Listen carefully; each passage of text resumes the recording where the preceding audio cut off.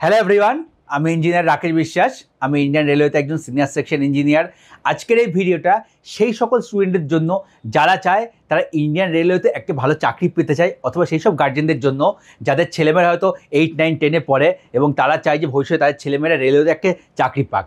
দেখো, Indian railway হলো শুধু ভারতবর্ষে পড়ে না, পৃথিবীর মধ্যে ওয়ান অফ দ্য লার্জেস্ট সংস্থা। এখানে প্রায় 12 লক্ষের উপরে কিন্তু ছেলেমেয়েরা চাকরি করে। 12 লক্ষ ছেলেমেয়ে একটা সিঙ্গেল সংস্থায় চাকরি করা, এটা কিন্তু কোনো ছোটো ব্যাপার না, একটা বিরাট বড় ব্যাপার। এবং আমরা ছোটোবেলা থেকেই দেখে এসেছি, আমাদের প্রত্যেকের বাড়ির আশেপাশে কোনো না কোনো রেলওয়ে স্টেশন আছে এবং রেলওয়ে স্টেশনে বিভিন্ন ধরনের এমপ্লয়িরা কাজ করে। কেউ স্টেশন মাস্টার আমরা দেখতে পাই, আরপিএফ দেখতে পারি, টিটি দেখতে পারি, বা অন্যান্য পদে। এগুলো তোমরা চোখের সামনে দেখতে পারো, এবং এমন অনেক পদ আছে যেগুলো হয়তো আমরা চোখের সামনে দেখতে পাই না। অনেকে দেখো রেল লাইনের ট্র্যাক মেনটেন হচ্ছে, বা সিগন্যালিংয়ের কাজ করছে, ইলেকট্রিক্যালের কাজ করছে। যারা যারা এইসব কাজ করছে সবাই কিন্তু রেলওয়ে এমপ্লয়ি, ঠিক আছে? তো তোমাদের মনে আসতেই পারে, ছোটোবেলায় যারা দেখেছো, ঠিক আছে, যে এই রেলওয়েতে এইসব চাকরিগুলো কী করে পাওয়া যায়। অথবা ধরো আপনি কোনো গার্জেন আছেন, ঠিক আছে, আপনার ছেলেমেয়ে ক্লাস 8, 9, 10-এ পড়ে। আপনি হয়তো ছোটোবেলায় জানতেন না কীভাবে একটা গভর্নমেন্ট সংস্থায় চাকরি পাওয়া যেতে পারে, অথবা ইন্ডিয়ান রেলওয়েতে চাকরি পাওয়া যেতে পারে। কিন্তু এখন আপনি চাইছেন যে আপনার ছেলেমেয়ে সঠিক পথে গাইড হোক এবং ঠিকঠাক পথে এগিয়ে ঠিকঠাক বয়স পেরোনোর আগেই সে রেলওয়েতে একটা চাকরি পাক। রেলওয়েতে চাকরি পাওয়া কিন্তু মানে বিশাল কিছু হার্ড টাস্কগুলো এটা কিন্তু না। রেলওয়ে প্রত্যেক বছরই মোটামুটি, প্রায় প্রত্যেক বছর বলবো না, প্রায় রিক্রুটমেন্ট করতে থাকে। এবং লাস্ট 2024-এ রেলওয়ে যতগুলো পোস্ট হয় প্রত্যেকটা পোস্টেই কিন্তু মোটামুটি ভালোই ক্যান্ডিডেটদের নিয়ে রিক্রুটমেন্ট করা হয়েছে। এবং 2025-এও কিন্তু আবার রিক্রুটমেন্ট প্রসেস চালু হয়ে গেছে। অলরেডি আমাদের একটা নোটিফিকেশান চলেও এসছে এবং বাকি নোটিফিকেশানও আরও আসতে থাকবে। তো যাদের স্বপ্ন ইন্ডিয়ান রেলওয়েতে একটা চাকরি করবে, ঠিক আছে, তাদের জন্যই এই ভিডিওটা আমি ডিসকাস করব। ইন্ডিয়ান রেলওয়ে কী কী জব অফার করে, প্রত্যেকটা জবের জন্য তোমাদের এডুকেশন কোয়ালিফিকেশান কী কী দরকার হবে, এক্সাম প্রসিডিওর মোটামুটি কতদিন চলে, তোমাদের মেডিকেল স্ট্যান্ডার্ড কেমন লাগবে, ঠিক আছে, এবং তোমরা স্যালারি কীরকম এক্সপেক্ট করতে পারো, এইসব নিয়ে আমি একটা ইন জেনারেল তোমাদের সঙ্গে ডিসকাশন করব। এই ভিডিওটা দেখার পরে তোমাদের একটা আইডিয়া হয়ে যাবে যে তুমি ইন্ডিয়ান রেলওয়েতে কোন কোন পোস্টের জন্য এলিজিবল। অথবা তুমি যখন স্টুডেন্ট হয়ে থাকো, 11, 12-এ পড়ো, এবং তোমার যে লক্ষ্য থাকে রেলওয়ে থেকে ইঞ্জিনিয়ার হওয়া, অথবা রেলওয়েতে একজন স্টেশন মাস্টার হওয়া, তার জন্য তোমাকে কোন পথে এখন থেকেই পড়তে হবে যাতে তুমি গিয়ে ফিউচারে তোমার ড্রিমটা ফুলফিল করতে পারো। তো আজকে আমি এই ভিডিওতে সেই সব জিনিস নিয়েই ডিসকাস করব। তাহলে চলো শুরু করা যাক, ঠিক আছে? তো সবার আগে দেখো, যেটা বলছিলাম, ইন্ডিয়ান রেলওয়েতে প্রায় 12 লক্ষের উপরে কিন্তু লোকজন চাকরি করে। এবং 2025-এ দাঁড়িয়েও ইন্ডিয়ান রেলওয়েতে অনেক রিক্রুটমেন্ট হবে। প্রায় সব ডিপার্টমেন্ট মিলে যদি তুমি ধরতে পারো, ইন্ডিয়ান রেলওয়েতে হয়তো এবছর প্রায় 1 লাখের আশেপাশে রিক্রুটমেন্ট হবে, ঠিক আছে? বা এটা রেলওয়ে বলেছে যে প্রত্যেক বছর আমাদের রিক্রুটমেন্ট প্রসেসটা কন্টিনিউ রাখবে। 2024-এ হয়েছিল, 2025-এও অলরেডি শুরু হয়ে গেছে এবং আরও হবে আগে আশা করছি। তো ইন্ডিয়ান রেলওয়ে সবার আগে দেখা যায় কী ধরনের পোস্ট তোমাদের অফার করে, ঠিক আছে? দেখো, ইন্ডিয়ান রেলওয়েতে হিউজ পোস্ট, আমি প্রত্যেকটা পোস্ট এক এক করে তোমাদের লিখে ফেলছি, ঠিক আছে? প্রত্যেকে এক্সাম, পোস্ট বলা ভুল, প্রত্যেকে এক্সাম লিখে ফেলছি, ঠিক আছে? প্রত্যেকে এক্সাম লিখে ফেলছি। তো সবার আগে বোর্ড আমি খুলছি। দেখো, এক্সাম লেখার আগে তোমাকে বলছি, ইন্ডিয়ান রেলওয়েতে প্রত্যেকটা ডিপার্টমেন্টের মতো রেলওয়েতেও বিভিন্ন গ্রুপের চাকরি হয়। Group A, group B, group C, group D. Group A post কোনগুলো ইন্ডিয়ান রেলওয়েতে? যেগুলো ডাইরেক্ট অফিসার হয়। ডাইরেক্ট অফিসার বলতে কারা? যারা ইউপিএসসি দিয়ে ইন্ডিয়ান রেলওয়েতে জয়েন করে, ঠিক আছে? ইউপিএসসি দুটো এক্সাম হয়, একটা ইঞ্জিনিয়ারিং সার্ভিস, একটা সিভিল সার্ভিস, ঠিক আছে? ইন্ডিয়ান রেলওয়েতে প্রধানত 8টা হেড ডিপার্টমেন্ট আছে। এই 8টা ডিপার্টমেন্টের 5টা হচ্ছে ইঞ্জিনিয়ারিং রিলেটেড ডিপার্টমেন্ট, যেখান থেকে অফিসাররা আছে, গ্রুপে অফিসাররা ইঞ্জিনিয়ারিং সার্ভিস এক্সামিনেশন দিয়ে, এবং বাকি যে 3টে ডিপার্টমেন্ট আছে সেই ডিপার্টমেন্টটা ইউপিএসসি সিভিল সার্ভিস এক্সাম দিয়ে জয়েন করে, ঠিক আছে? ইঞ্জিনিয়ারিং সার্ভিস এক্সামটা মাঝখানে বন্ধ ছিল, মানে বন্ধ ছিল না, রেলওয়ে রিক্রুটমেন্ট ইঞ্জিনিয়ারিং সার্ভিস এক্সামের থ্রুতে বন্ধ ছিল। কিন্তু 2025-এ যে ইঞ্জিনিয়ারিং সার্ভিস এক্সাম হচ্ছে, সেখানে আবার ইঞ্জিনিয়ারিং সার্ভিসে ইন্ডিয়ান রেলওয়ের ভ্যাকেন্সি এসছে। মানে আবার ইন্ডিয়ান রেলওয়েতে যে ইঞ্জিনিয়ারিং পোস্টগুলো আছে, যে ইঞ্জিনিয়ারগুলো রিক্রুট হবে, তারা কিন্তু ইঞ্জিনিয়ারিং সার্ভিস এক্সাম দিয়ে রিক্রুট হবে। এটা গ্রুপ এ পোস্টের কথা বললাম। তারপরে আসছে গ্রুপ বি। দেখো, গ্রুপ বি পোস্টে ইন্ডিয়ান রেলওয়েতে ডাইরেক্ট রিক্রুটমেন্ট হয় না। গ্রুপ বি কারা? যারা প্রমোটেড অফিসার। মানে তুমি ধরো গ্রুপ সি পোস্টে জয়েন করলে, তোমার একটা পার্টিকুলার সার্ভিস পিরিয়ড কমপ্লিট হওয়ার পরে তুমি ডিপার্টমেন্টাল এক্সাম দিয়ে অ্যাসিস্ট্যান্ট ইঞ্জিনিয়ার, অথবা মানে গ্রুপের যে পোস্টগুলো আছে, অ্যাসিস্ট্যান্ট ইঞ্জিনিয়ার সিভিলের বলে বললাম, মানে অ্যাসিস্ট্যান্ট লেভেলের যে পোস্টগুলো আছে, সেই পোস্টে তুমি যদি প্রমোশন পেতে চাও, তোমাকে ডিপার্টমেন্টাল এক্সাম দিতে হবে। এবং ডিপার্টমেন্টাল এক্সাম দেওয়ার পরে তুমি যখন পাস করবে, তখন তুমি হবে গ্রুপ বি অফিসার, ঠিক আছে? গ্রুপ এ, গ্রুপ বি অফিসারের মধ্যে অনেকটা পার্থক্য আছে। পজিশন এক হলেও স্যালারির মধ্যে শুরুতে অনেক পার্থক্য। যখন তুমি গ্রুপ এ অফিসার হবে, ডাইরেক্ট লেভেল 10-এ ঢুকবে, ঠিক আছে? যখন গ্রুপ বি অফিসার হবে, লেভেল 8। দুটো লেভেলের পার্থক্য। তাছাড়া অনেক পার্থক্য টুকটাক আছে, তো এগুলো নিয়ে আমি এখানে ডিসকাস করতে চাই না, তাহলে অনেক ভিডিও বড় হয়ে যাবে। মেন টপিকগুলোতে আসতে চাই। তো group A, group B clear হয়ে গেল। এরপরে আসলো গ্রুপ সি এবং গ্রুপ ডি। এই গ্রুপ সি আর গ্রুপ ডি এর যে পোস্টগুলো আছে এই পোস্টগুলো ইন্ডিয়ান রেলওয়ে রিক্রুট করে কিন্তু বিভিন্ন রেলওয়ে বোর্ডের থ্রু দিয়ে, ঠিক আছে। আমরা শুনেছি RRB Kolkata, RRB Malda, RRB Chennai, নামগুলোর সঙ্গে তোমরা হয়তো ম্যাক্সিমাম লোকেরাই যারা এই ভিডিওটা দেখছো মানে ওয়াকিবহল, জানো সবাই যে এই নামগুলো আছে, এই রেলওয়ে বোর্ডগুলো আছে। তো এরা কি করে, গ্রুপ সি আর গ্রুপ ডি এই পোস্টগুলোর জন্য রিক্রুটমেন্ট করে। এর আগে যেটা বললাম গ্রুপে পোস্ট অল ইন্ডিয়া এক্সাম হয়, একটি এক্সাম হয়, এক্সাম দিয়ে সিলেকশন হলো, তারপরে তোমার অল ইন্ডিয়া পোস্টিং হতে পারে। কিন্তু এই যে গ্রুপ সি আর গ্রুপ ডির এক্সাম, এটা কিন্তু আমাদের আরআরবি ওয়াইজ ভাগ করা থাকে। যেমন তুমি যদি ধরো পরীক্ষায় দেখবে, ধরো তোমার 6000 কোনো একটা পোস্টের ভ্যাকেন্সি বেরিয়েছে, 6000 মানে এই নয় যে তুমি 6000 সিটের জন্যই এক্সাম দেবে, তুমি দেখবে এবার জোন ওয়াইজ ভ্যাকেন্সি ডিস্ট্রিবিউট করা থাকে। ধরো 6000 কোনো একটা পোস্টের ভ্যাকেন্সি বেরিয়েছে, তার মধ্যে তোমার কলকাতাতে 500 ভ্যাকেন্সি আছে, চেন্নাইতে 300 ভ্যাকেন্সি আছে, তো তুমি হয় চেন্নাই থেকে অ্যাপ্লাই করতে পারবে অথবা কলকাতা থেকে অ্যাপ্লাই করতে পারবে, ঠিক আছে। যদি কলকাতা থেকে অ্যাপ্লাই করতে পারো তুমি 500 সিটের জন্যই লড়তে পারবে, যদি চেন্নাই থেকে অ্যাপ্লাই করো ওই 300 সিটের জন্যই লড়তে পারবে। তার মানে তোমাকে যখন ফর্ম ফিল আপ তুমি করবে তখন তোমাকে খেয়াল রাখতে হবে তুমি কোন আরআরবি থেকে অ্যাপ্লাই করছো, অনেক ভেবে চিনতে যে ডিসিশন নিয়ে সেটা অ্যাপ্লাই করবে, ঠিক আছে, এবং সেই করে সিটের জন্য তুমি কমপ্লিট করতে পারবে। তো গ্রুপ সি এর এক্সাম তোমার কি হয়, তোমার জোন ওয়াইজ হয়, এবং জোন ওয়াইজ হওয়ার পরে গ্রুপ সি যে পোস্টিং হয় তোমাকে সেই জোনের ভিতরেই তোমার পোস্টিং হবে। এবং তুমি যদি ওন রিকোয়েস্ট ট্রান্সফার চাও না চাও বা কিছু না চাও, তাহলে তোমার কিন্তু সারা জীবন সেই জোনের মধ্যেই ট্রান্সফার হতে থাকবে, জোনের বাইরে তুমি যাবে না। তো এটা জোনাল পোস্ট বলতে পারো, গ্রুপ সি পোস্ট বা গ্রুপ ডি পোস্ট। তো যারা মোটামুটি একটা নির্দিষ্ট জোনের মধ্যে, ছোটো এরিয়ার মধ্যে থাকতে চায়, জোনও কিন্তু এমন খুব বড় মানে খুব ছোটো এমনও কিন্তু না, যেমন ইস্টার্ন রেলওয়ের কিন্তু মানে এরিয়া অনেক বেশি, সাউথ ইস্টার্ন রেলওয়ে এরিয়া কিন্তু অনেক বেশি। আবার কলকাতা যে আরআরবি আছে, আরআরবি কলকাতা আন্ডার আরেকটা জোন আছে মেট্রো রেলে কলকাতা, যেটা আমি চাকরি করছি, সেই জোনটা কিন্তু অনেকটা ছোট, ঠিক আছে। তো যারা কলকাতায় মানে সারা জীবন চাকরি প্রেফার করে, তারা অনেকে আরআরবি কলকাতার মধ্যে মেট্রো রেলে কলকাতা ফার্স্ট প্রেফারেন্স দেয়। মেট্রো রেলে কলকাতা প্রত্যেক বছর তো ভ্যাকেন্সি বের করে না, যেহেতু মেট্রো রেলে কলকাতার এমপ্লয়ি অনেক কম, সব থেকে মানে ইন্ডিয়ার সব থেকে ছোটো রেলওয়ে জোন বলতে পারো মেট্রো রেলে কলকাতা। তো যেহেতু সেখানে মানে এরিয়াটা অনেকটা কম, তো সেখানে ভ্যাকেন্সি সবসময় বের করে না, মাঝে মধ্যে বের করে। এবং এটা একটা কি ফিক্স তোমার লোকেশন, তুমি কলকাতা থেকে সারা জীবন চাকরি করতে পারো, এটা একটা কলকাতা মেট্রোর সুবিধা, ঠিক আছে। তো গ্রুপ সি হয়ে গেল। সিমিলারলি গ্রুপ ডিও এরকম তোমার বিভিন্ন আরআরবি এক্সাম নেয়। এবার এই গ্রুপ সি আর গ্রুপ ডিতে কী কী এক্সাম হয়, তোমাদের সেই এক্সামগুলো এক এক করে তোমাদেরকে নাম বলছি, ঠিক আছে। এক এক করে নাম আমি তোমাদেরকে বোর্ডে লিখে দিচ্ছি, তাহলে আমারও মানে মনে রাখতে সুবিধা হবে, তোমাদেরও দেখতে সুবিধা হবে। দেখো প্রথমে এটা নেয়, ঠিক আছে, একটি হয় আরপিএফ, এক থেকে শুরু করি, আরপিএফ এসআই একটা এক্সাম হয়, তারপরে কনস্টেবলের একটা এক্সাম হয়, ঠিক আছে। আরপিএফ এসআই, আরপিএফ কনস্টেবল, এটা পুলিশ পার্টটা হলো, আরপিএফ পার্টটা চলে গেল, ঠিক আছে। এরপরে হয়ে যাচ্ছে এএলপি বলতে বলা হচ্ছে অ্যাসিস্ট্যান্ট লোকো পাইলট, এএলপি, এটা আরআরবি এএলপি। তারপরে টেকনিশিয়ান, আরআরবি টেকনিশিয়ান, ঠিক আছে। তারপরে আরআরবি এনটিপিসি হয়, এনটিপিসি, যত নন টেকনিক্যাল পোস্টগুলো হয় ক্লার্কিক্যাল পোস্ট এনটিপিসিতে রিক্রুটমেন্ট করা হয়। এনটিপিসিও লাস্ট ইয়ার দুটো ভাগে ভাগ করে দিয়েছিল, একটা আন্ডার গ্র্যাজুয়েট, একটা গ্র্যাজুয়েট। এর আগে এনটিপিসি সিঙ্গেল এক্সাম হতো, এবছর আন্ডার গ্র্যাজুয়েট দুটো আলাদা পোস্ট ভাগ করে দিয়েছিল। তো এবছর আশা করছি 2025 সেটাই হবে। এটা তোমার হচ্ছে গ্র্যাজুয়েট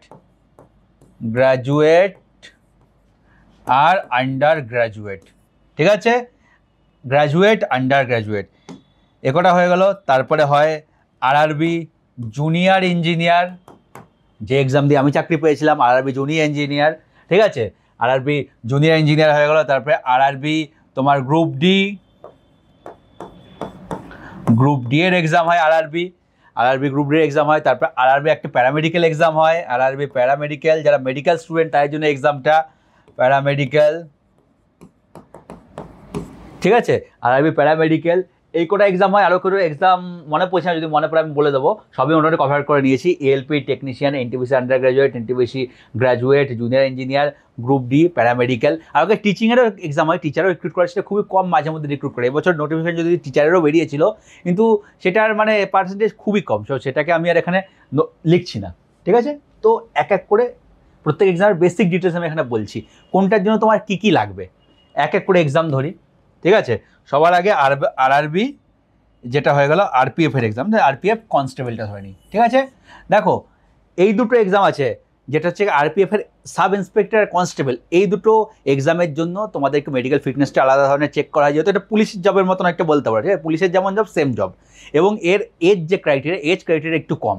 তোমার যদি জেনারেল ক্যাটাগরি হও, তোমার ম্যাক্সিমাম এজ লিমিট 25, ঠিক আছে, 25 বছর বয়স হয়ে গেলে তুমি কিন্তু 26 বা 27 হয়ে গেলে তুমি কিন্তু আরআরবি এসআই বা আরআরবি কনস্টেবল এই দুটো এক্সামের জন্য অ্যাপ্লাই করতে পারবে না। এবার তোমার যদি রিজার্ভেশন থাকে ওবিসির ক্ষেত্রে 3 বছর এক্সট্রা পেয়ে যাবে, আর এসসি এসটির জন্য 5 বছর এক্সট্রা পেয়ে যাবে। না ওবিসির ক্ষেত্রে 28, এসসি এসটির ক্ষেত্রে 30। এটা তোমার হচ্ছে গিয়ে এজ লিমিট। সবার আগে এজটা ক্লিয়ার করলাম। তো তার মানে যার 26 থেকে 28 বছর বয়স দেখছো জেনারেল ক্যান্ডিডেট, সেই এক্সামগুলো অ্যাপ্লাই করতে পারবে না। এবার যদি দেখো এডুকেশন কোয়ালিফিকেশান, কনস্টেবলের ক্ষেত্রে তুমি যদি মাধ্যমিক পাস হয়ে থাকো তাহলে তুমি এলিজিবল। ঠিক আছে, যারা যারা মাধ্যমিক পাস স্টুডেন্ট, মাধ্যমিক পাস, হায়ার ডিগ্রি তো যাই চলবে, কিন্তু মিনিমাম মাধ্যমিক পাস তোমাকে হতে হবে। তুমি তো কনস্টেবলের এক্সামের জন্য ফর্ম ফিল আপ করতে পারবে এবং কনস্টেবলের এক্সামের জন্য এলিজিবল। তারপরে আরপিএফ এসআই যেটা হয়ে গেলো, যে কোনো বিষয়ে তোমার গ্র্যাজুয়েশন থাকলে তুমি এসআইতে ফর্ম ফিল আপ করতে পারো। গ্র্যাজুয়েশন লাগবে, সে তুমি ইঞ্জিনিয়ারিং গ্র্যাজুয়েশন করতে পারো, তুমি ডাক্তারিতেও গ্র্যাজুয়েশন করতে পারো, তুমি হিস্ট্রি নিয়েও গ্র্যাজুয়েশন করতে পারো, তুমি ম্যাথেও গ্র্যাজুয়েশন করতে পারো। গ্র্যাজুয়েশন যে কোনো বিষয়ে গ্র্যাজুয়েশন থাকলেই হবে। ঠিক আছে, যদি গ্র্যাজুয়েশন থাকে তুমি আরপিএফ এসআইটা ভরতে পারবে। ঠিক আছে, কনস্টেবল যেটা সেটা লেভেল 3 এর পোস্ট। লেভেল 1, 2, 3 কি পে ম্যাট্রিক্স যেটা তোমরা সার্চ করে দেখতে পেয়ে যাবে, অথবা যদি বলো পে ম্যাট্রিক্স নিয়ে আলাদা একটা ভিডিও করবো। তো এটা লেভেল 3 এর পোস্ট। লেভেল 3 যতদূর সম্ভব আমার মনে হয় বেসিক পে স্টার্টিংয়ে 21,700 এরকম কিছু একটা হয়ে থাকে লেভেল 3, যতটা আমার মনে পড়ছে। তো এর স্টার্টিং হচ্ছে লেভেল 3 থেকে কনস্টেবলের post. Similarly RPF sub inspector SI, এটা হচ্ছে লেভেল 6 এর পোস্ট। ঠিক আছে, এটা হচ্ছে লেভেল 6 এর পোস্ট। লেভেল 6 এর বেসিক 35,400। দেখো ইন্ডিয়ান রেলওয়েতে যেগুলো গ্রুপ সি বা গ্রুপ ডি এর পোস্ট, যেগুলো মানে আরআরবির থ্রুতে রিক্রুটমেন্ট করে। ঠিক আছে, লেভেল 7 হাইয়েস্ট, কিন্তু লেভেল 7 এর রিক্রুটমেন্ট খুবই রেয়ার, মানে খুবই কম পোস্টে লেভেল 7 রিক্রুটমেন্ট হয়। ম্যাক্সিমাম যে লেভেল 6 বড় যত পোস্ট হয়, ঠিক আছে, যেগুলো মানে গ্রুপ সি এর হাই পোস্ট, যেমন সাব ইন্সপেক্টর হয়ে গেল, ঠিক আছে, তারপরে তোমার স্টেশন মাস্টার হয়ে গেল, জুনিয়র ইঞ্জিনিয়ার হয়ে গেল, এগুলো সব কিন্তু লেভেল 6 এর পোস্ট এবং গ্রুপ সি এর পোস্ট। তোমাকে মানে অনেকের মানে কনফিউশন থাকে, স্টেশন মাস্টার হয়তো অনেকে মনে করে গ্রুপে পোস্ট, এরকম কিছুই নাই। রেলে গ্রুপে এরকম পোস্ট কিছু হয়, যারা রিক্রুটমেন্ট করে গ্রুপে শুধু ডাইরেক্ট অফিসাররাই আসে। ঠিক আছে, বা যারা তুমি রেলে দেখো ইঞ্জিনিয়ার, আমি জুনিয়র ইঞ্জিনিয়ার বা আমি এখন সিনিয়র সেকশন ইঞ্জিনিয়ার, সরি ভুল বললাম, জুনিয়র ইঞ্জিনিয়ার যখন রিক্রুট হয়েছিলাম, বা এখন আমি সিনিয়র সেকশন ইঞ্জিনিয়ার। ঠিক আছে, পোস্ট অনেক বড়, ঠিক আছে, কিন্তু আমার পোস্ট কিন্তু গ্রুপ সি। ঠিক আছে, তো গ্রুপ সির মধ্যে একটা হিউজ রেঞ্জ আছে। ঠিক আছে, আমার অনেক নিচের জুনিয়র স্টাফও গ্রুপ সি, আমিও কিন্তু গ্রুপ সি। তো গ্রুপে কিছু যায় আসে না অ্যাকচুয়ালি, গ্রুপটা জাস্ট এখানে একটা ডিভাইড করা আছে। গ্রুপে সত্যি বলছি কিছু যায় আসে না, তুমি কোন গ্রুপে পোস্ট করো, মেন তুমি কোন লেভেলে পোস্ট করো, তোমার রেসপন্সিবিলিটি কি, তোমার নিজে কত লোক আছে সেটাই মেনলি। ঠিক আছে, রেলওয়েতে গ্রুপ ম্যাটার করে না, তুমি কোন গ্রুপে চাকরি করো। অনেকে গ্রুপ জিজ্ঞাসা করতে, তো গ্রুপটা দিয়েও ক্লিয়ার করে দিলাম, সব পোস্ট গ্রুপ সি এর। কিন্তু যত বড় বড় পোস্ট রেলওয়েতে তোমরা দেখতে পাও নিজের চোখে। ঠিক আছে, এসব গ্রুপ মানে যেমন স্টেশন মাস্টার হলে এসআই বলে গেলো, বা senior section engineer, junior engineer, station super, সব গ্রুপ সি এর পোস্ট। গ্রুপ মানে বি বা এর পোস্ট কিন্তু সেগুলো না। ঠিক আছে, তো এটা হয়ে গেল এসআই ক্লিয়ার হয়ে গেল, স্যালারিও ক্লিয়ার হয়ে গেল। তারপর মেডিকেল যে ফিটনেসগুলো আছে বিভিন্ন, তো প্রত্যেককে আমি এক্সাম সম্বন্ধে ডিটেলস আলাদা করে ভিডিও বানাবো। যতগুলো এক্সাম সম্বন্ধে লিখলাম না, প্রত্যেক এক্সামের ইন ডিটেলস ভিডিও বানাবো। সেখানে কিন্তু তোমরা জানতে পেরে যাবে যে কোন এক্সামের ডিটেলস অ্যানালাইসিস, যে সিলেবাস কী, মেডিকেল কোয়ালিফিকেশন কী, সব কিছু তোমরা জানতে পেরে যাবে। সেখানে মেডিকেল নিয়েও ডিটেলসে পড়বো, তখন আর ডিটেলসে তোমরা জানতে পারবে। কিন্তু এখন সব এক্সাম যদি ডিটেলসে বলতে যাই, তাহলে তোমাদের হয়তো এই ভিডিওটা 40-45 মিনিটের হয়ে যাবে, অত বড় করার কোনো মানে হয় না। ঠিক আছে, মাধ্যমিক পাশে এটা তুমি অ্যাপ্লাই করতে পারো, এটার জন্য গ্র্যাজুয়েশন লাগবে। মানে ইন জেনারেল সব স্টুডেন্টরা এই দুটো এক্সাম ক্লিয়ার করতে পারে। ইন জেনারেল সব স্টুডেন্ট আর কোন এক্সামে তোমার বসতে পারে সেটা নিয়ে আগে ডিসকাস করা, তারপরে স্পেশালাইজ স্টুডেন্টরা কোন এক্সাম ক্লিয়ার তোমার বসতে পারে সেটা নিয়ে বলছি। আরেকটা এক্সাম আছে যেটা RRB NTPC graduate, under graduate. এই এক্সামটাতেও সকল স্টুডেন্টরা বসতে পারে, যে কোনো সময়, যে কোনো মানে তুমি ব্যাকগ্রাউন্ড থেকে বিলং করতে পারো, সবাই বসতে পারে। আন্ডার গ্র্যাজুয়েটে মাধ্যমিক পাস হতে হবে, শুধু মাধ্যমিক পাস হলে তুমি বসতে পারবে। Sorry 12 pass, under graduate 12 pass হলে তুমি বসতে পারবে। ঠিক আছে, আন্ডার গ্র্যাজুয়েট যদি 12 পাস হও তুমি বসতে পারবে। এবং গ্র্যাজুয়েট আছে, নামে লেখা যায় গ্র্যাজুয়েট, তার মানে তোমার গ্র্যাজুয়েশন মাস্ট। ম্যাটার করছে তুমি কী যে গ্র্যাজুয়েশন করো, তুমি হিস্ট্রি নিয়েও গ্র্যাজুয়েশন করতে পারো, তুমি এলএলবি নিয়েও মানে ল নিয়েও গ্র্যাজুয়েশন করতে পারো, তুমি ইঞ্জিনিয়ারিং থেকেও পড়তে পারো, মেনলি গ্র্যাজুয়েশন লাগবে। ঠিক আছে, আরআরবি এনটিপিসি এক্সামের জন্য এই যে আন্ডার গ্র্যাজুয়েট পোস্ট আছে, আন্ডার গ্র্যাজুয়েটে তোমার লেভেল 1, 2, 3 এই তিনটে পোস্টই তোমার 2 আর 3 মনে হচ্ছে, 1 নেই, লেভেল 2 আর 3 এই দুটো পোস্ট অফার করে আন্ডার গ্র্যাজুয়েট। ঠিক আছে, লেভেল 2 আর 3। জুনিয়র ক্লার্ক যেমন আন্ডার গ্র্যাজুয়েট পোস্ট আছে, আরও কিছু পোস্ট আছে। ঠিক আছে, আমার ঠিক নামগুলো মনে আছে না, মানে টিকিট ক্লার্ক বলে একটা আছে, সেটাও মনে হচ্ছে আন্ডার গ্র্যাজুয়েট পোস্টের ভিতরেই আসে। ঠিক আছে, গ্র্যাজুয়েটে কি আসে লেভেল 4, 5, 6 এর পোস্টগুলো, যেমন স্টেশন মাস্টার হয়ে গেল, সিনিয়র ক্লার্ক হয়ে গেল, গুডস গার্ড হয়ে গেল, এইসব যে পোস্টগুলো আছে এগুলো সব আমাদের লেভেল মানে এনটিপিসি গ্র্যাজুয়েট এক্সামের ভিতরে আসে। ঠিক আছে, তো এগুলো তোমার যে কোনো ডিগ্রি থাকলে, ডিগ্রি ম্যাটার করছে না, ইন জেনারেল সব স্টুডেন্টরা এখানে অ্যাপ্লাই করতে পারবে। ঠিক আছে, এনটিপিসি এক্সাম এটা সবাই অ্যাপ্লাই করতে পারবে, অল। এবার যেহেতু এই এক্সামগুলো সবাই অ্যাপ্লাই করতে পারে, সেই জন্য এই এক্সামগুলোতে কম্পিটিশনও সব থেকে বেশি হয়। ধরো যত স্টুডেন্ট আছে সবাই এক্সাম তোমার দিতে পারছে, সেক্ষেত্রে ফর্ম ফিল আপ প্রচুর বেশি হয়, কম্পিটিশন অনেক বেশি হয়, কাট অফটাও একটু অন্যান্য এক্সাম তুলনায় হাই যায়, ঠিক আছে, কারণ এখানে সবাই অ্যাপ্লাই করতে পারছে। এবং রেলওয়ের এক্সামে একটা তোমাদেরকে বলে দিচ্ছি, ঠিক আছে, যারা একটু ধরো সায়েন্স ব্যাকগ্রাউন্ড থেকে আছে বা যাদের ম্যাথ আর রিজনিংটা ঠিকঠাক পারে, সায়েন্স ব্যাকগ্রাউন্ড মানে একটু ম্যাথটা তারা অন্যদের থেকে বেটার পারে বলে সে সায়েন্স নিয়েছিল, তো যারা ম্যাথ মানে সায়েন্স ব্যাকগ্রাউন্ড থেকে আছে তাদের ম্যাথ আর রিজনিংটা অন্য থেকে স্ট্রং হয়, তো তাদের রেলের এক্সাম প্রিপারেশন করতে অত বেশি টাফ হয় না।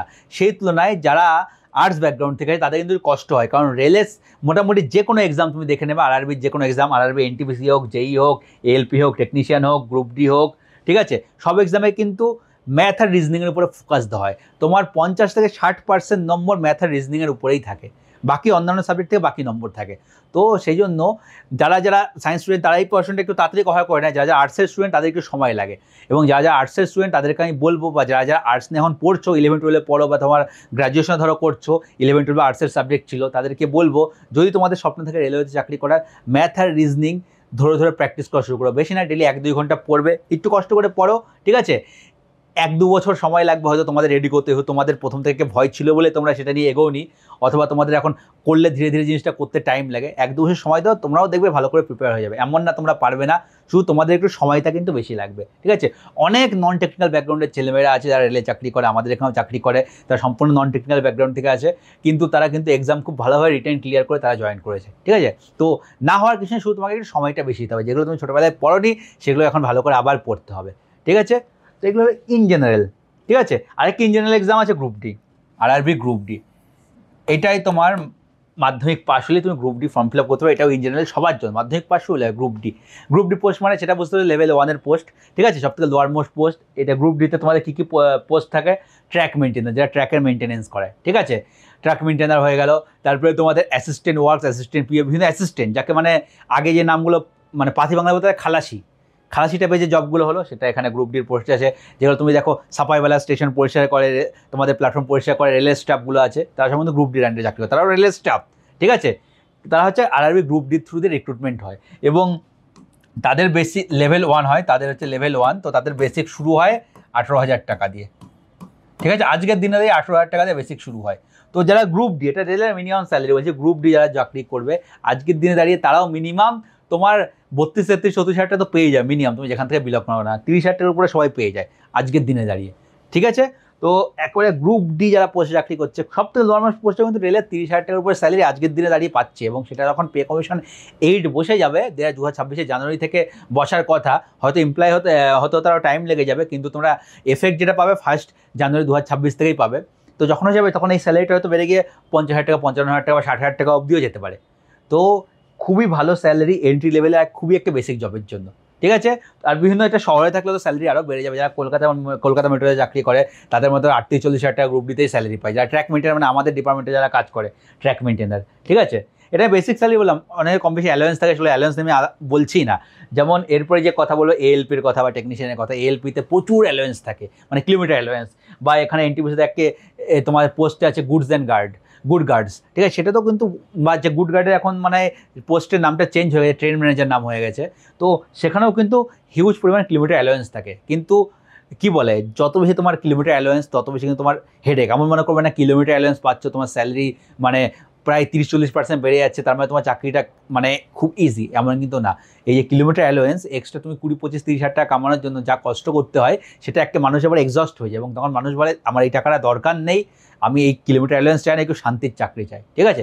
তো মনে হবে তোমাদের প্রথমে টাকাটা অনেক কিছু, স্যালারি অনেক বেশি, একে সময় পরে দেবে। একে সময়ও না, তুমি রেলে চাকরি করার 6 মাস থেকে 1 বছর পরে বুঝতে পারবে যে এই টাকাটা তুমি কামানোর জন্য তুমি যে নিজের শরীরের সঙ্গে এটা করছো, নিজের ফ্যামিলি লাইফের সঙ্গে এটা করছো, সেই জিনিসটা তুমি এক সবথেকে বড় ভুল ডিসিশন নিয়েছো। এটা যারা 10 জনের মধ্যে 9 জনই, 10 জনের মধ্যে 9 জন বলে, 100 জনের মধ্যে 95 জনই এই কথাটাই বলে, ঠিক আছে। যারা এই কিলোমিটার অ্যালায়েন্স তোলে, যারা এএলপি বলো বা এরা যে গুড গার্ড বলো, তাদের সবাইকে তুমি জিজ্ঞাসা করো, তারা একটি কথাটাই বলে, তাদের শরীরের সঙ্গে মানে নিজেরা প্রচুর কম্প্রোমাইজ করে। তো এগুলো হয়ে গেলো জেনারেল পোস্ট। এরপরে স্পেশালাইজ পোস্টে যাই।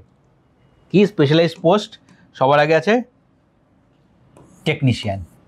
টেকনিশিয়ান বলতে গেলে এখন বললাম রেলওয়ের ম্যাক্সিমাম ডিপার্টমেন্ট ইঞ্জিনিয়ারিং, রেলওয়ের 70% এমপ্লয় থাকে তারা technical department, 70% department technical department. রেলওয়েতে কী কী আছে? Engineering department, civil engineering department, mechanical engineering department, electrical engineering, electronics engineering, ঠিক আছে। তো হিউজ ইঞ্জিনিয়ারিংয়ের ইনভলভমেন্ট রেলওয়েতে আছে। রেলওয়ে সব কিছুই টেকনিক্যাল, ট্র্যাক মেনটেন্যান্স থেকে করে সিগন্যালিং সিস্টেম থেকে শুরু করে ইলেকট্রিক্যাল পাওয়ার দেওয়া সব কিছুই কিন্তু টেকনিক্যাল জিনিস বেশি। তো যেহেতু টেকনিক্যাল জিনিস বেশি, তো এখানে অনেক টেকনিশিয়ানের প্রয়োজন হয়, ঠিক আছে।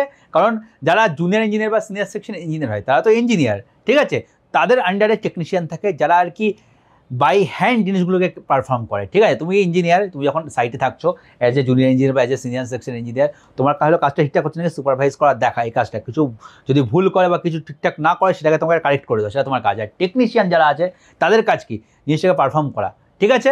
যেমন আমাদের ইঞ্জিনিয়ারিং ডিপার্টমেন্টে বলছি, পয়েন্ট ক্রসিংয়ে কিছু একটা মেনটেনেন্স করবে, ট্র্যাক মেনটেনার তো আছেই, কিছু কিছু ক্রিটিক্যাল কাজ আছে যেগুলো ট্র্যাক মেনটেনার পারবে না, তারা কিন্তু টেকনিশিয়ান দিয়ে সেই কাজটা করানো হবে, তখন টেকনিশিয়ান সেই কাজটা করবে, যেগুলো ক্রিটিক্যাল কাজ, টেকনিক্যাল হালকা কাজ, টুকটাক টেকনিক্যাল কাজ।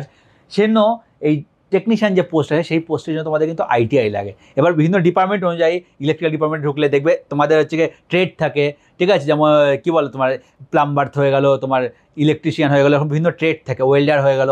তো বিভিন্ন ট্রেড অনুযায়ী প্রত্যেকটা ডিপার্টমেন্ট টেকনিশিয়ানের কিন্তু ভ্যাকেন্সি বেরোয়।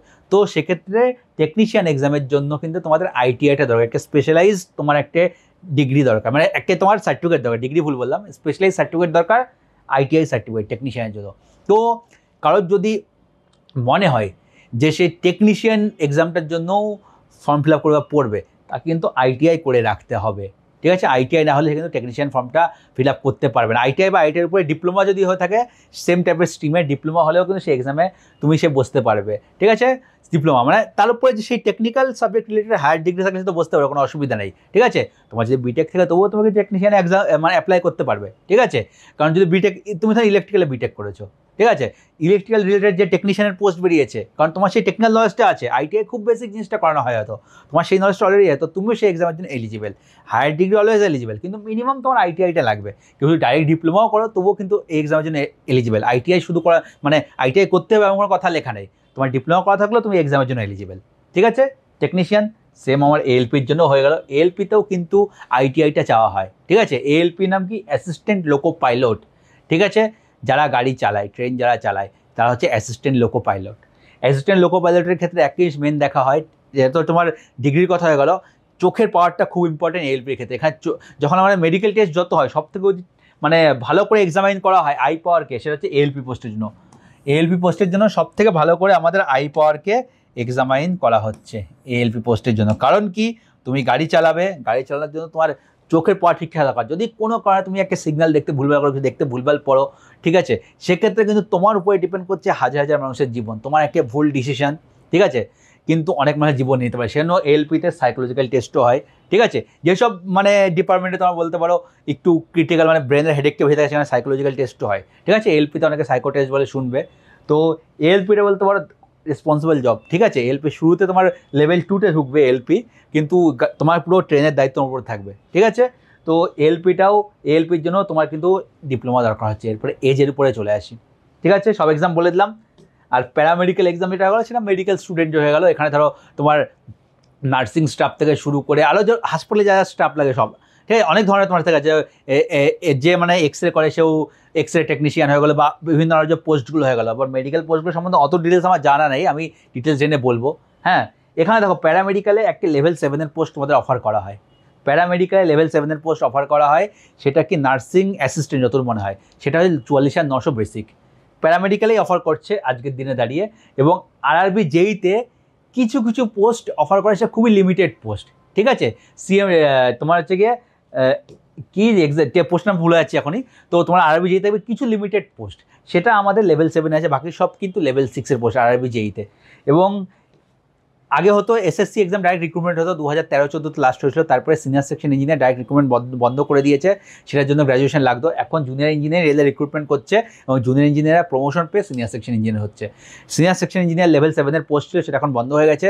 তো লেভেল 6-এ junior engineer direct rail recruit করছে, এবং এর জন্য তোমার মিনিমাম ডিপ্লোমা লাগবে। হ্যাঁ, এই যে আরআরবি জেইটা ভুলে গেছিলাম, এর জন্য মিনিমাম লাগবে ডিপ্লোমা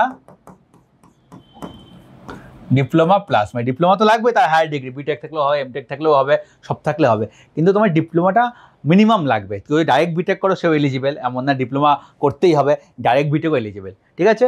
তো এটা তোমার মিনিমাম ডিপ্লোমা এটা তোমাকে থাকতে হবে, এই করে এক্সাম হয়ে গেল। এবার আসি তোমাদের এজ, ঠিক আছে। এবার দেখো যত তোমার আন্ডার গ্র্যাজুয়েট পার্ট বললাম, যেমন এই যে গ্রুপ ডি হয়ে গেল, এনটিপিসি আন্ডার গ্র্যাজুয়েট, তোমার হচ্ছে গিয়ে এএলপি টেকনিশিয়ান, এগুলো তোমার ম্যাক্সিমাম আপার এজ লিমিট আমি বলছি সেটা 30 বছর, ঠিক আছে। 2024 কিন্তু সবগুলো এক্সামে এজ রিল্যাক্সেশন দেওয়া হয়েছিল 3 বছর এক্সট্রা, তো তোমার নোটিফিকেশন 33 বছর দেখতে পারবে, তার মানে 33 বছর মনে করো না, ইউআর ক্যান্ডিডেটের জন্য এইসব এক্সামের আপার এজ লিমিট 30 বছর। তো যাদের 30 বছর অবধি বয়স হচ্ছে তারাই কিন্তু এক্সামগুলো ফর্ম ফিল আপ করতে পারবে। 2025 যে এক্সামগুলো হবে নোটিফিকেশন বেরোবে, সেখানে দেখবে এজ লিমিট 30 বছর দেওয়া আছে, ঠিক আছে। এবং যারা রিজার্ভেশন, ওবিসির জন্য 3 বছর এক্সট্রা, এসসি এসটির জন্য 5 বছর এক্সট্রা, সেটা তো থাকছেই। তারপরে চলে আসি যেগুলো গ্র্যাজুয়েট এক্সামের জন্য লাগবে, ঠিক আছে। মিনিমাম যেগুলো গ্র্যাজুয়েশন বা একটু হাই লেভেলের পোস্ট যেগুলো হয়ে গেল, তো সেখানে তোমার কী কী লাগছে বলে দিচ্ছি। যেমন হচ্ছে গিয়ে এনটিপিসি গ্র্যাজুয়েট হয়ে গেল, ঠিক আছে। তারপরে তোমার আরআরবি জুনিয়র ইঞ্জিনিয়ার হয়ে গেল, এইসব এক্সামের জন্য বা প্যারামেডিক্যাল যেসব পোস্ট আছে গ্র্যাজুয়েশন পোস্ট, সেই সব এক্সামের জন্য তোমার আপার এজ লিমিট ডিসাইড করা হয়েছে রেলওয়ে থেকে 33। 33 বছর যদি তোমার বয়স হয় তাহলে তুমি কিন্তু এইসব এক্সামগুলো অ্যাপ্লাই করতে পারবে। 33 এজ, 33 বেশি হয়ে গেলে তুমি অ্যাপ্লাই করতে পারবে না। এবছর 36 তোমার এজ লিমিট দেওয়া হয়েছিল করোনার জন্য। ইন জেনারেল তুমি 33, তার বেশি এজ হলে তুমি অ্যাপ্লাই করতে পারবে না।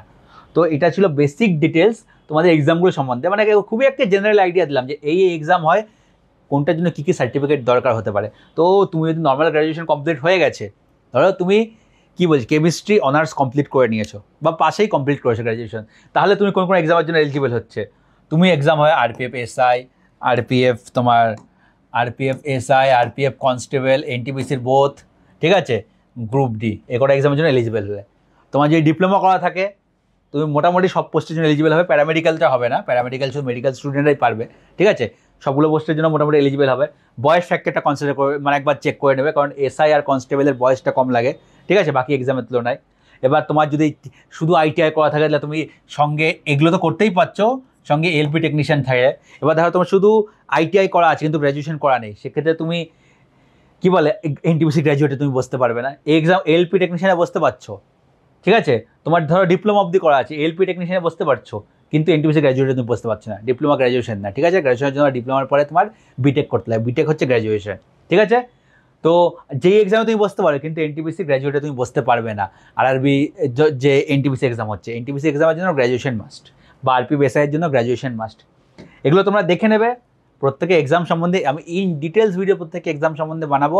তো এই ভিডিও থেকে মোটামুটি আশা করছি একটু বেসিক আইডিয়া হয়েছে। তো এবার আমাদের লক্ষ্য কি, প্রত্যেকটা এক্সাম সম্বন্ধে জেনে গেলে এবার এক্সাম তোমাদেরকে প্রিপারেশন শুরু করতে হবে।